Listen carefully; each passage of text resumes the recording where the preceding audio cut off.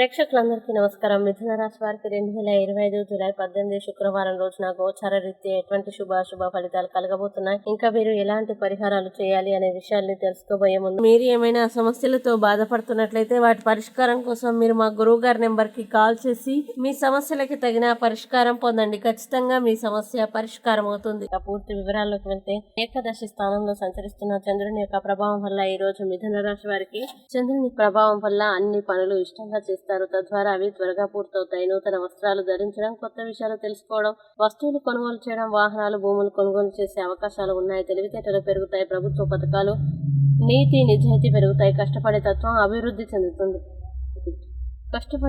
వృద్ధి చెందుతుంది. నూతన ఒప్పందాలు, క్రయ విక్రయాల్లో లాభాలు, వివాహాది ప్రయత్నాలు, విదేశీ ప్రయత్నాలు కలిసి వస్తాయి. నిరుద్యోగులకి ఉద్యోగాలు, విలాసవంతమైన జీవితం, మొండి బకాయిలు వసూలవుతాయి. పంట దిగుబడి పెరుగుతుంది. కావలసిన వాళ్ళతో ఎక్కువ సమయం గడుపుతారు. ప్రయాణాలు చేస్తారు. డబ్బు దాచడానికి ప్రయత్నిస్తారు. రుణాలు తీర్చడానికి ప్రయత్నిస్తారు.